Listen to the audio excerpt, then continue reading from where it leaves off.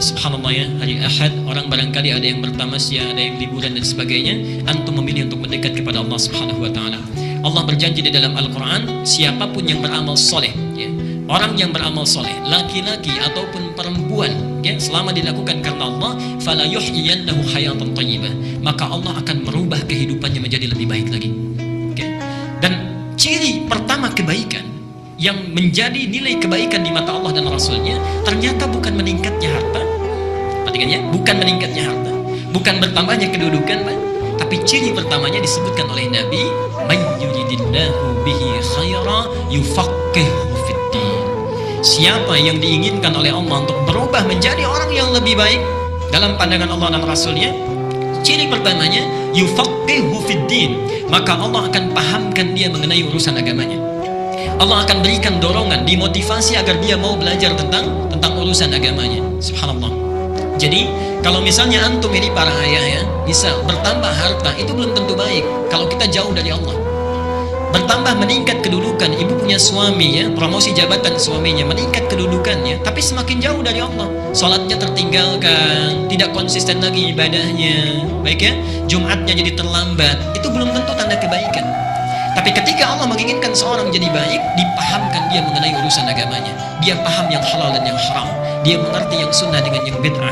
Dia mengerti apa yang harus dikerjakan, apa yang harus ditinggalkan. Dengan itu dia tinggalkan yang haram, dia kerjakan yang baik. Orang seperti ini kata Allah, sekalipun dia meninggalkan yang menguntungkan dalam urusan dunia, antum bekerja ada hal banyak ribanya, mendapatkan pekerjaan lain, pindah. Dengan pekerjaan itu lebih dekat dengan Allah, maka Allah akan berikan janjinya. Diganti oleh Allah dengan yang lebih baik lagi. Bahkan kalau berhijrah betul-betul kuat niatnya, subhanallah. Bapak misalnya Pak punya pekerjaan ya, di kantor gajinya misalnya sebulan 10 juta, tapi sholatnya terlambat. Dengan sebulan gajinya 1 juta, tapi sholatnya lancar, pilih yang mana? Saya tahu akan pilih 10 juta sholat lancar gitu ya. Cuma duanya pilihannya. Baik ya. Orang yang masih belum ada pancaran rahmat Allah, dia akan kejar dunia 10 juta, yang penting masih bisa sholat ya. Tapi orang-orang yang mendapatkan bimbingan Allah, subhanallah, dia pindah hijrah. Perhatikan ketika dia berhijrah, diberikan jaminan oleh Allah, surah keempat An-Nisa ayat yang ke-100. Wa may yuhajir fi sabilillah yajid lahu fil ardi muraghaman katsiran wasa'ah. Siapa yang bertekad hijrah kepada fi sabilillah, jalan aktivitas kehidupan yang ada naungan Allah di situ, lebih dekat dengan Allah, maka Allah berjanji yajid lahu fil ardi muraghaman katsiran wasa'ah. Harta yang dia anggap rugi, Allah akan ganti dengan yang lebih banyak. Dan kehidupannya akan lapang tanpa masalah.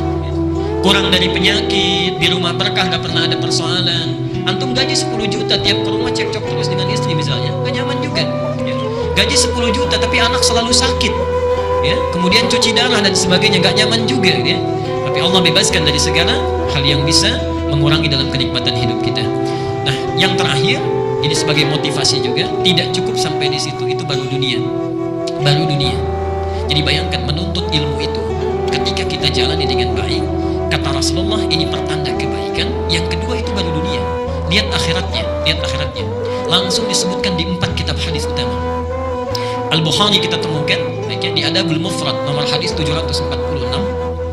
Muslim kita temukan, Sahih Muslim nomor hadis 1389. Di At-Tirmidzi Al-Jami' As-Sahih ya, Al-Jami' As-Sahih atau Sunan At-Tirmidzi nomor hadis 2682. Dan yang terakhir di Ibnu Majah, ini yang paling lengkap, nomor hadis 219. Perhatikan kalimatnya, man salaka tariqan yaltamisu fihi ilman sahhalallahu lahu tariqan ilal jannah. Subhanallah. Siapa yang menyiapkan dirinya berangkat dari tempat dia tinggal menuju satu tempat untuk belajar dari sebagian tuntunan agamanya, sekalipun hanya sedikit saja, maka Allah akan ringankan, mudahkan langkahnya menuju surga.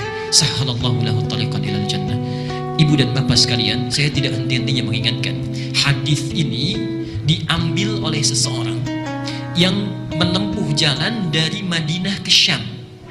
Syam di Syria, yang jaraknya kalau pakai bis itu sehari semalam. Ini beliau berjalan, tadinya pakai kendaraan, dalam riwayat disebutkan unta, tengah jalan berjalan kaki. Bayangkan, jalan kaki dari Madinah sampai dengan Syria hanya untuk mendapatkan satu hadis ini saja. Sampai di tempat yang dituju, ditanya oleh sahibul hadisnya, yang punya hadis, "Indaka haja ukhra?" Anda tidak punya keperluan lain? Apa jawabannya? La faqat uridul hadith. Tidak, saya hanya menginginkan satu hadis yang saya dengar orang lain tidak memilikinya kecuali Anda saja. Jalan kaki hanya untuk mendapatkan hadis. Disebutkanlah hadis yang tadi.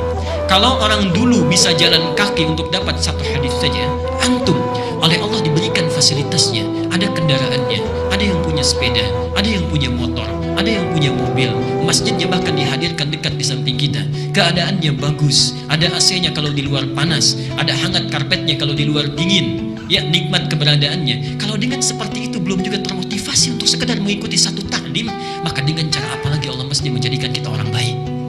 Dan itu akan ditanya. Saat antum punya rumah tetangga, jalan kaki ke sini, antum punya mobil, punya motor tidak digunakan, padahal bisa saat itu dilakukan, satu saat akan ditanya. Satu saat akan ditanya. Semoga Allah memberikan kebaikan kepada kita, dan semoga hari ini adalah hari yang dijadikan oleh Allah sebagai amal soleh kita yang disaksikan oleh